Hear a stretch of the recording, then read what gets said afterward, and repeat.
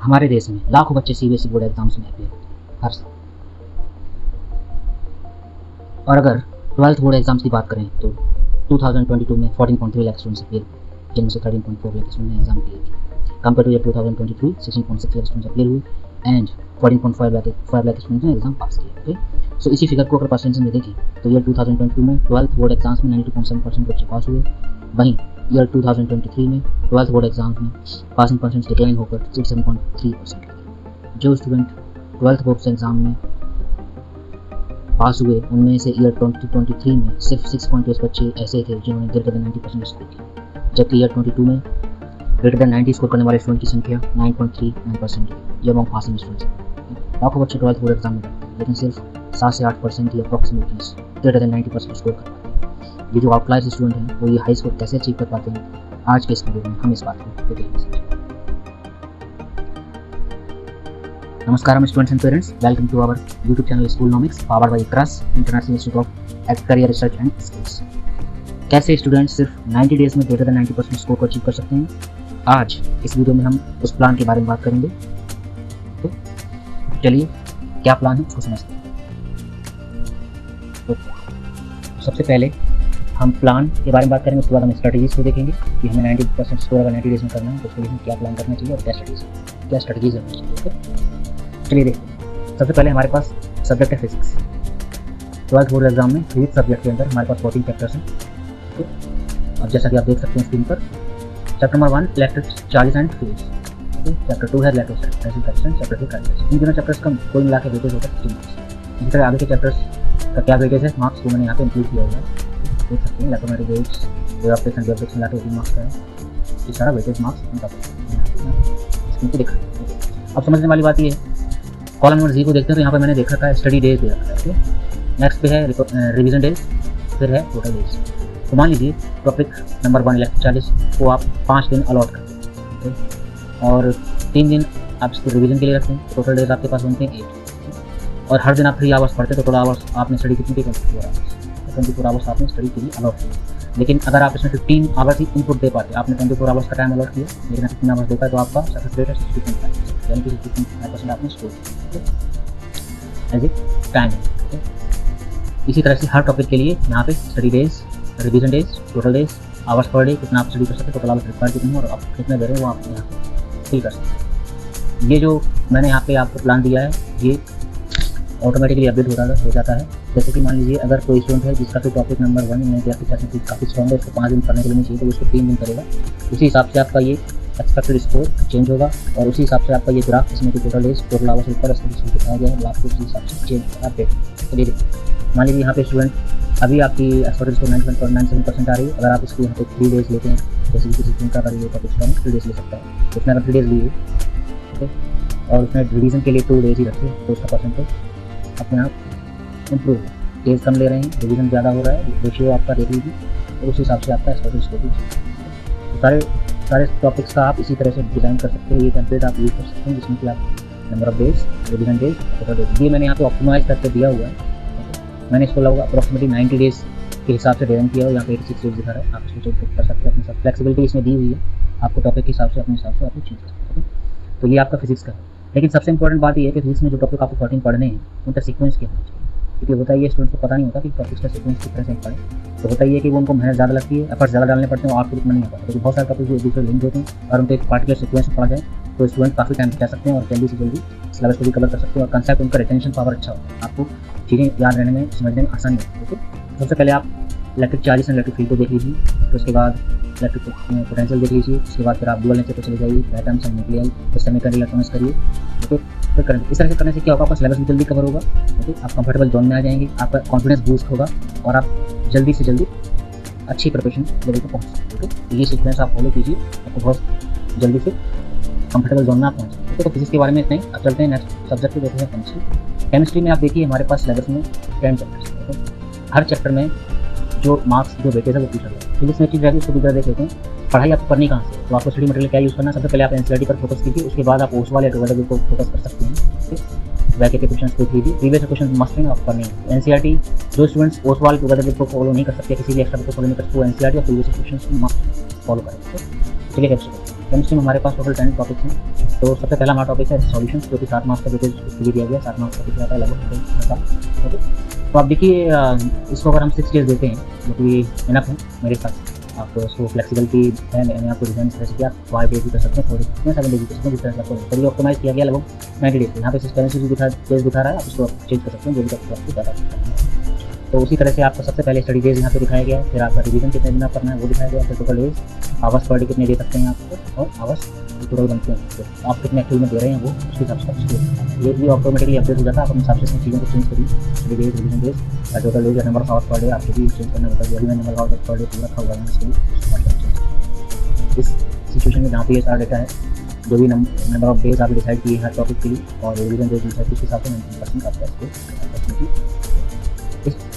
इस सब्जेक्ट के लिए आपको क्या फॉलो करना है, एनसीईआरटी टुगेदर विद सेट ये आप फॉलो कर सकते हैं। अगर आपके पास प्रीवियस क्वेश्चन नहीं है तो टुगेदर विद से आप काम कर सकते हैं, लेकिन प्रीवियस क्वेश्चन इजीली अवेलेबल हो जाते हैं, तो आप NCERT plus previous question easily available हो जाते हैं। आप केमिस्ट्री सब्जेक्ट के लिए टॉपिक जो हमें पढ़ने हैं उनका सीक्वेंस क्या रहेगा, जो मैं चैप्टर्स कवर कर सकते हैं, बहुत जरूरी है उसको आप ध्यान से। सबसे पहले आपको पढ़ना होगा some basic concept of chemistry, फिर स्ट्रक्चर ऑफ एटम, फिर chemical bonding and molecular structure topics by the way class and teach में आप वहाँ से उनको देखिए, थोड़ा सा रिवाइज कीजिए। जिन स्टूडेंट के पास ये टॉपिक्स पढ़ने का टाइम नहीं है क्लास में, उनको मैं रिकमेंड करूँ कि किसी अच्छे टीचर से, किसी अच्छे इंस्ट्रक्टर से आप पढ़िए, उसकी हेल्प कीजिए। वो आपकी टाइम लाइन को कोलैप्स कर देगा, आपके टाइम को जितना आपको एक्चुअल में लगेगा उसको आप बहुत ही कम रेशियो में डिवाइड करके आपको कम कर देगा, आपको टाइम लगने नहीं देगा। ओके, तो आप देखिए सबसे पहले बेसिक केमिस्ट्री, फिर आपका स्ट्रक्चर पैटर्न, केमिकल बॉन्डिंग, फिर आप सॉल्यूशन देखिए, फिर कैलकुलेशन देखिए, केमिस्ट्री, फिर कुछ लॉगरिथमिक कैलकुलेशन का बेसिक कंसेप्ट वो सीखिए, फिर आप एंगल केमिस्ट्री आइए, फिर classification of elements, purification properties देखिए, फिर D block, F block, audition का कॉन्स करिए। उसके बाद ऑर्गेनिक केमिस्ट्री, सिंथेसिस केमिस्ट्री देखिए, हेड कार्बन, फिर हैलोजेन्स, अल्कोहल्स, एल्डिहाइड्स, अमाइंस का इस तरह से आप केमिस्ट्री में इसके सीक्वेंस को फॉलो कर सकते हैं। इस टेम्पलेट में भी मैंने आपको डिजाइन फ्लेक्सिबिलिटी दी, आप किसी चीज़ को आप चेंज करके अपने हिसाब से आपको करा सकते हैं। मान लीजिए सॉल्यूशन को कोई अच्छा स्ट्रॉन्ग है तो 6 दिन में 2 के 4 दिन में कभी %, मोर देन 1 2 आ रहा है, कॉमन सेंस लगाइए। यहाँ पे कैलकुलेशन के हिसाब से करिए, आप देख लीजिए नंबर ऑफ रिवीजन डेज, यहाँ पे आप नंबर ऑफ 12 डेज आ रहे हैं, आपने यहाँ पे परसेंट टोटल मतलब इसको आप 12 कर लीजिए, मैक्सिमम नहीं दे सकते, तो जो आपके रिक्वायर्ड आवर्स हैं उससे ज़्यादा आप नहीं ठीक है, आपको देखना पड़ेगा। तो रिक्वायर्ड आवर्स आपने जो 14 आवर्स सेट किए उससे ज़्यादा तो आप इनपुट नहीं दे सकते। 12 आवर्स मैक्सिमम आपने सेट किए तो आपको 12 ही मैक्सिमम दे सकते हैं, तो 11 आवर्स कर सकता है, तो उसके लिए हिसाब से सारी चीज़ें। तो ये दोनों जो आपस में कॉलम नंबर L है वो इससे ज़्यादा नहीं हो सकता। ओके, तो आप देख सकते हैं। चलिए नेक्स्ट क्वेश्चन सब्जेक्ट आ जाते हैं बायोलॉजी। ठीक है, तो बायोलॉजी सब्जेक्ट में हमारे पास टोटल 13 चैप्टर्स हैं हमारे सिलेबस में, और इसमें जो वेटेज है मार्क्स को इस तरह से ये sexual reproduction and flowering plants, human reproduction, project health, तीनों मिला के आपको इस तरह से आगे सारी उसका स्कोर मैंने किया। पढ़ाई इसमें कैसे करनी है, कितने आवर्स कौन सा टॉपिक को अलर्ट करना है, कितने दिन किसको अलर्ट करना है वो देखिए। चैप्टर नंबर 1 चैप्टर 4 दिन अलर्ट की है, रिवीजन के लिए 2 दिन रखते हैं, टोटल आप 6 दिन पकड़ लीजिए, और उसके बाद आपको पूरे 2 आवर्स पर डे पढ़ना है, टोटल 12 आवर्स बनते हैं। और अगर आपने 12 आवर्स ना देखे 11 आवर्स का इनपुट दिया है तो आपका 91% स्कोर। इसी तरह से हर टॉपिक के लिए मैंने आपको ह्यूमन रिप्रोडक्शन के 5 दिन अलर्ट किए गए हैं, रिवीजन के लिए 2 दिन, टोटल डे 7 बनते हैं। 2 आवर्स पर डे अगर आप पढ़ते हैं तो आपको 14 आवर्स बनते हैं, 14 आवर्स टोटल आपको अलर्ट किए हैं, लेकिन आपने 13 आवर्स दे पाए तो आपको 90% स्कोर। इसी हिसाब से आपका सारा मैनेज हो जाएगा। इसमें फ्लेक्सिबिलिटी आपको दी है, अपने हिसाब से चेंज कर सकते हैं, डेज आवर्स अपने हिसाब से मैनेज कर सकते हैं। आप सबसे इंपॉर्टेंट बात की बायोलॉजी में टॉपिक्स जो पढ़ने हैं किस सिचुएशन पढ़ने हैं, तो आप देखिए सबसे पहले आपके पास है ऑर्गेनिज्म पॉपुलेशन, फिर बायोमॉलिक्यूल्स, फिर सेल बायोलॉजी, ये टॉपिक्स आपके 11th के हैं। बायोमॉलिक्यूल्स, सेल साइकिल, ये टॉपिक मस्ट इनको पढ़े बिना सेक्स रिप्रोडक्शन परफॉर्मेंस नहीं समझ सकते अकॉर्डिंग। उसके बाद फिर आपको केमिकल कोऑर्डिनेशन एंड इंटीग्रेशन पढ़ना है 11th क्लास में, फिर आप ह्यूमन रिप्रोडक्शन पे आइए, फिर रिजल्ट पे आइए, फिर बाकी के सारे टॉपिक्स। इस सीक्वेंस में पढ़ेंगे तो आपको कंसेप्ट भी क्लियर रहेंगे, एग्जाम में आपको कोई चीज़ बोलेंगे, अटेंशन पावर अच्छा होगा, आप एक अच्छे फ्लो में पढ़ पाएंगे, अच्छा स्कोर। इस टॉपिक की सीक्वेंस को आप भी फॉलो कीजिए। तो अभी हम चलते हैं नेक्स्ट हमारे। तो आप देखिए स्टडी प्लान मैंने आपको बता दिया। अब इस प्लान को अचीव करने के लिए हमारे पास क्या स्ट्रेटजीज है, उन स्ट्रेटजीज की तरह देखिए। तो स्ट्रेटजीज क्या रहेंगे हमारे लिए, सबसे पहले हेल्थ मैनेजमेंट। बिना अच्छी हेल्थ के, बिना हेल्थ को मैनेज किए आप इस टारगेट को अचीव नहीं कर सकते, इस प्लान को फॉलो करें। इसलिए कोई भी ऐसी चीज़ आप नहीं अफोर्ड कर सकते जो आपकी हेल्थ को अफेक्ट करे। बीमार होना आप अफोर्ड नहीं कर सकते, इसलिए आप अच्छी डाइट लीजिए, पोषण वेजिटेबल्स खाइए, घर का खाना खाइए, बाहर का जंक फूड बिल्कुल मत। योगा करिए, मेडिटेशन करिए जरूर, 15 मिनट 20 मिनट जो भी आप टाइम डिवोट कर सकते हैं। योगा मेडिटेशन के लिए सिंपल फ्लोर एक्सरसाइज वगैरह आप कर सकते हैं जरूर। हैवी एक्सरसाइज नहीं करना है, इससे आप स्ट्रेसफुल हो जाएंगे और आप हल्का फुल्का एक्सरसाइज कीजिए, या फिर बेटर होगा योगा मेडिटेशन करिए। योगा में आप कपालभाति कर सकते हैं, अनुलोम विलोम कर सकते हैं, तो मेडिटेशन में भ्रामरी कर सकते हैं, तो very good techniques. Then proper sleep, आपको 6 hours 7 hours based on you, आप अपने हिसाब से देख लीजिए कितना आपका कंट्रोल होता है स्ट्रेस में। 6 आवर्स 7 आवर्स अप्रॉक्सिमेटली स्लीप जरूरी। नेक्स्ट होगा time management. Time management must है, वेरी इंपॉर्टेंट। बिना टाइम मैनेज के आप इतने कम समय में अच्छा स्कोर नहीं कर पाएंगे, इसी टाइम मैनेज करना। सबसे ज़्यादा टाइम बच्चों का स्कूल में जाता है, तो स्कूल में आपको प्रेजेंट रहना है या एब्सेंट रहना है, कितने दिन जाना है कितने दिन नहीं जाना है, तो आप डिसाइड करिए। अगर आपका स्कूल बहुत अच्छा है, बहुत अच्छी पढ़ाई होती है, बहुत अच्छे इंस्ट्रक्टर्स हैं, बहुत अच्छे टीचर्स हैं, तो आप जरूर गई। अगर आपको लगता है टीचर्स से बेटर आप सेल्फ स्टडी कर सकते हैं तो आप अवॉइड करिए। अवॉइड करना पॉसिबल है, मैं ये नहीं चाहता कि आप अवॉइड करिए अपने हिसाब से देख लीजिए। फिर शेड्यूलिंग तो मैंने आपको प्लान बना के दे ही दिया कि आपको इस प्लान को फॉलो करना है, कौन से टॉपिक कितने दिन में रिवीजन के लिए कितने दिन में कितने आवर्स देंगे, ये मैंने शेड्यूल बना दिया। आप अपने हिसाब से फ्लेक्सिबिलिटी लेके तो अपने हिसाब से एडजस्ट करिए। उसके बाद आपके पास है डिस्ट्रैक्शंस। डिस्ट्रैक्शंस बहुत इंपॉर्टेंट है, इनको आपको किल करना है, डिस्ट्रैक्शन को खत्म करना होगा। अगर कोई ऐसी चीज़ आपको डिस्ट्रैक्ट करती है तो कंसंट्रेशन को भंग करके उसको हटा दीजिए। आपका स्टडी रूम अच्छा नहीं है, मैसी है, तो उसको आप अच्छे से बनाइए, पहले उसको संभल करिए, मैसी जो है उसको आप खत्म करिए, ऑर्डर में लेके आइए। कोई ऐसी चीज़ है जो आपके आसपास डिस्टर्ब करने वाली है उसको रखिए के पढ़िए।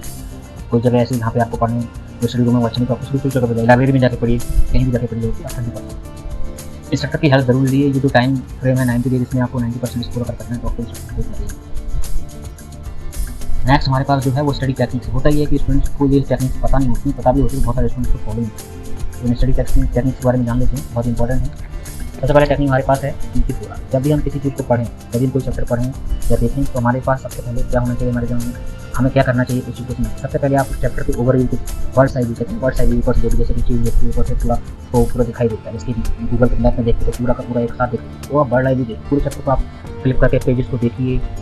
आप देखिए क्या क्या चीज़ें दी हैं, कौन कौन सी हेडिंग्स दी हैं, किस तरह से चैप्टर को ऑर्गेनाइज किया, उसको ऑर्गेनाइजेशन स्ट्रक्चर आप जल्दी देखिए सबसे पहले पढ़ने से, तो ये इंपॉर्टेंट है। तो उसमें तो आप देखिए प्रीव्यू।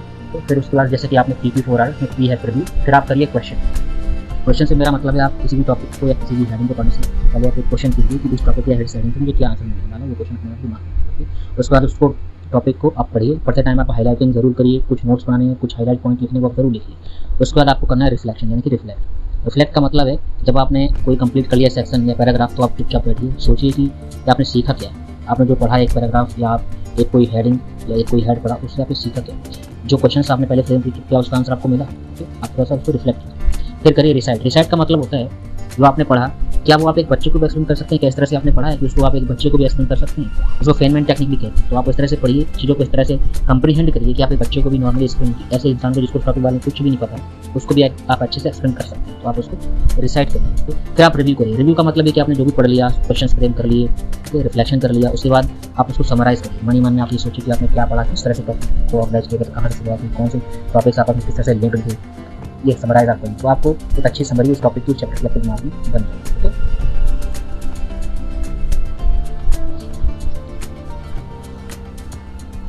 सॉरी ये नेक्स्ट मिल जा रहा है। तो उसके बाद है एक्टिव रिकॉल। ये भी एक टेक्निक है, मेमोरी की टेक्निक है। इसमें क्या करना है कि आप जो पढ़ रहे हैं आप क्वेश्चंस पूछिए, क्वेश्चंस फ्रेम करिए कि इस चीज़ को पढ़ने के बाद क्या आंसर निकल सकता है, क्या क्वेश्चन आप फ्रेम कर सकते हैं, कभी पढ़ने से अपने आप से क्वेश्चन पूछिए, वो आपको एक अच्छा सा याद रहेगा। जब आप पढ़ेंगे तो उस क्वेश्चन का आपको आंसर मिल जाएगा कि हाँ ये मैंने क्वेश्चन फ्रेम किया था और इसको पढ़ने के बाद मुझे आंसर मिलता है, तो वो चीज़ याद रहेगी। नेक्स्ट टेक्निक है पोमोडोरो। बहुत इंपॉर्टेंट टेक्निक होता है ये कि बच्चे जनरली पढ़ने बैठ जाते हैं तो लगातार पढ़ते रहते हैं। कुछ टाइम बाद हाफ एन आवर बाद उनकी एफिशिएंसी कम हो जाती है, लेकिन फिर भी वो पढ़ते रहते हैं 2 घंटे 3 घंटे लगातार बैठते हैं। इससे होता है ये कि टाइम तो उन्होंने 3 घंटे लगा दिया और 3 घंटे का जो आउटपुट आना चाहिए था वो नहीं आता। इसलिए आपको ऐसा नहीं करना है। आप ये करिए, आप 20-25 मिनट्स 25 to 30 मिनट के स्लॉट्स बनाइए। आप 30 मिनट पढ़िए, फिर 5 मिनट का छोटा सा ब्रेक लीजिए, फिर 30 मिनट पढ़िए, फिर 5 मिनट का छोटा सा ब्रेक लीजिए। इस तरह से आप पढ़िए। इसको बोलते हैं पोमोडोरो टेक्निक। बहुत इंपॉर्टेंट है, दिमाग को, हमारे ब्रेन को भी डेटा को एसिमुलेशन करने का टाइम मिल जाता है। ये बहुत जरूरी है। आप ऐसे करिए, लगातार 2-3 घंटे नहीं पढ़िए, 30 मिनट का पढ़ाई का एक स्लॉट बनाइए, उसके बाद आप 5 मिनट का ब्रेक लीजिए। फिर वेरी इंपॉर्टेंट टेक्निक जो आती है इसके बाद निमोनिक्स आपका एफिशिएंसी बढ़ाएगा, टाइम और मेमोरी की रेस्पेक्ट। आपकी मेमोरी बढ़ा देगा। कुछ ऐसी चीज़ें होती हैं जिनको हमें रखना पड़ता है, तो बहुत मुश्किल से याद होती हैं, तो उनको याद करने के लिए हम जिंगल्स का यूज़ कर सकते हैं, सॉन्ग्स का यूज़ कर सकते हैं, राइम्स का यूज़ कर सकते हैं, ऑडियो विजुअल क्यूज का यूज़ कर सकते हैं। ओके, जैसे कि एग्जांपल मैं आपको देता हूँ। हमारे पास एक सीक्वेंस होता है kingdom, phylum, class, order, family, genus. Class 7 biology में आपको पढ़ा होगा आपने। इस सीक्वेंस को याद करने के लिए सिंपल आप एक फर्स्ट लेटर्स को देखिए। किंगडम का K है, फाइलम का P है, क्लास का C है और O F G। इस तरह से आप इसको कैसे याद करते हैं? K P C O F T S। इसको हम बोल सकते हैं keep, pot, clean, otherwise, family, that's it. अब देखिए हर वर्ड के फर्स्ट लेटर को लेकर हमने एक राइमिंग बना लिया। इस तरह से आप टेक्निक को यूज़ करके जो चीज़ें डिफिकल्ट हैं याद करने की, उनको ईजिली आप याद कर सकते हैं, उन चीज़ों को फॉलो कीजिए तो आप कम समय में काफ़ी अच्छी पढ़ाई कर सकते हैं। ओके, देन एक और टेक्निक हमारे पास है जिसका नाम है लिटनर सिस्टम। इसमें क्या होता है, बहुत सारी ऐसी चीज़ें होती हैं जिनको हमें याद करना होता है, जैसे फार्मूलाज हो गए। तो उनके लिए आप फ्लैश कार्ड्स बनाइए। ताश की गड्डी जो होती है, सिंपल प्लेइंग कार्ड्स, उसमें जो कार्ड होती है, इस तरह से आप एक काट लीजिए, उस फार्मूलाज उसमें रख लीजिए और अलग अलग टॉपिक या अलग अलग चीज़ों के फार्मूलाज को एक बॉक्स में रख लीजिए। जैसे कि ताश की गड्डी का जो बॉक्स होता है, इस तरह से बॉक्स बना लीजिए, उसमें आप रख लीजिए। तो आप फ्लैश कार्ड आपने उठाए, जो अपने पॉकेट में डाले और आप कहीं भी टहल रहे हैं, घूम रहे हैं, तो उस तरह में आप एक बार निकाल के देख लीजिए तो क्या फार्मूला, वापस पॉकेट में लीजिए, चलते रहिए, काम करते रहिए, तो आपको ये चीज़ें याद करने में बहुत हेल्प करता है। नेक्स्ट, आपको टाइम शेड्यूल से ज़्यादा टॉपिक शेड्यूल प्रेफर करना चाहिए। आप एक टॉपिक को देख लीजिए कितना दिन मैंने दिया है, तो आप उसको टॉपिक को कंप्लीट करिए। यानी कि आपने टाइम के साथ चल रहे हैं कि 2 घंटे मुझे पढ़ना, 2 घंटे, इससे आपका ऑर्गेनाइजेशन नहीं होगा माइंड में। जो ऑर्गेनाइजेशन बनता है, जो माइंड में एक स्टेप बाय स्टेप चीज़ों का ऑर्गेनाइजेशन स्ट्रक्चर बनता है, वो नहीं बनता है। स्ट्रक्चरल वे में आप चीज़ों को नहीं करते, इसलिए आप टॉपिक को फॉलो कीजिए। जो टॉपिक को आप स्टार्ट करें उसको धीरे धीरे पूरा कंप्लीट करने की कोशिश कीजिए, ताकि आपको पूरा कंप्लीट करें, रास्ता अच्छे से दिमाग में जाए, एक स्ट्रक्चर उसका बनना है, आपको ताकि समराइज वे में आपको।